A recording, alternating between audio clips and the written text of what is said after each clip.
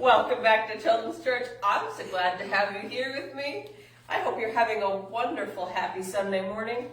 Today we're talking about Pentecost, and I hear you going, Miss Mandy, didn't we kind of talk about that a few weeks ago? Yes, but I glossed over it so much to make the point I was making about Jesus. Jesus is only sort of in this story in that he's part of the Trinity. So we're jumping past Jesus' ascension, which is in Acts chapter 1, and we're jumping past Matthias being chosen to replace Judas as one of the 12 disciples, and straight into chapter 2, which is titled Pentecost, because it's Pentecost Sunday. Did you know we celebrate that? Because we do quietly, but not only in children's church usually. So, when the day of Pentecost had arrived, they were all together in one place. Suddenly, a sound like that of a violent rushing wind came from heaven and filled the whole house where they were staying. And tongues like flames of fire were divided and appeared upon and rested upon each of them. Then they were all filled with the Holy Spirit and began to speak in different languages as the Spirit gave them the ability for speech. There were Jewish people living in Jerusalem, devout men from every nation under heaven. When this sound occurred, a crowd came together and was confused because each one heard them speaking his own language and dialect. And they were astounded and amazed, saying, "Look, aren't all these who are speaking Galileans? How is it that we can each hear them on our own native languages? Parthians, Medes, Elamites, those who live in Mesopotamia and Judea and Cappadocia and Pontus and Asia and Phrygia and Pamphylia and Egypt and parts of Libya near Cyrene.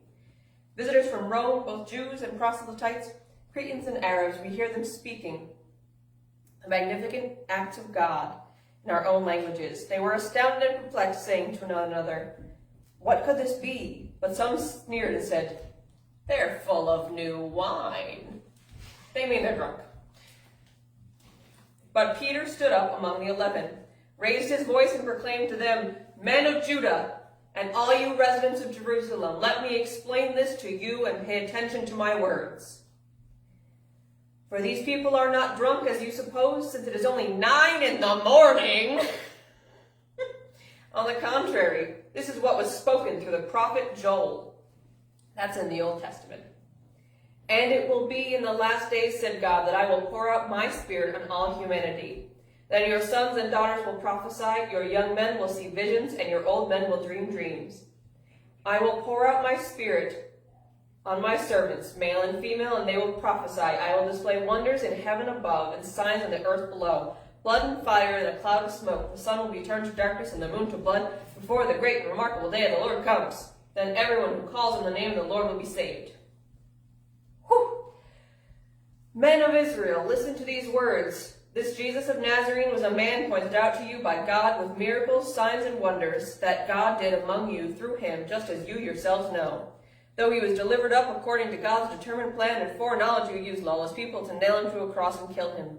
God raised him up, ending the pains of death, for it was not possible for him to be held by it. Whew. This goes on.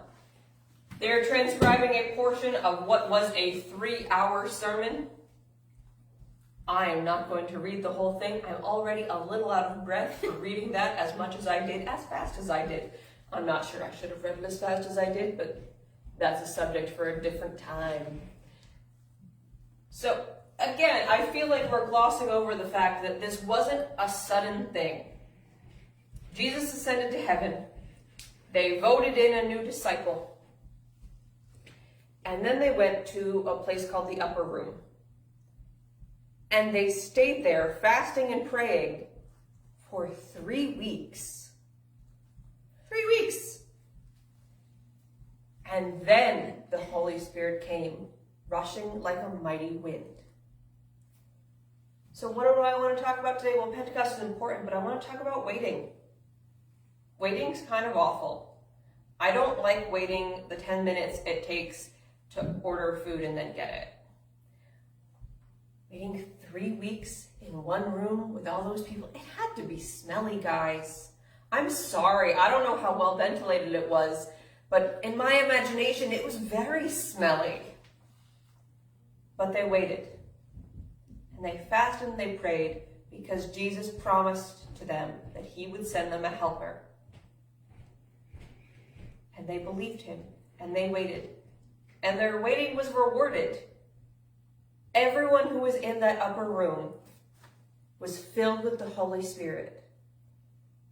We don't have to wait 21 days. We can just ask God. But it was the first time it happened, and it required a lot of faith, a lot of perseverance, and a lot of waiting. Now you guys know where the story goes from there. The disciples go out, and with the Holy Spirit, they spread the news of Jesus as far as they can. Just like we do, just like it's still happening. But imagine waiting in that upper room for 21 days, only to see the greatest miracle since Jesus had gone to heaven. How incredible that must have been. That's what I wanted to talk to you guys about this week. I hope every time you hear the wind this week, you think of God and His Holy Spirit. And I'll see you guys next week.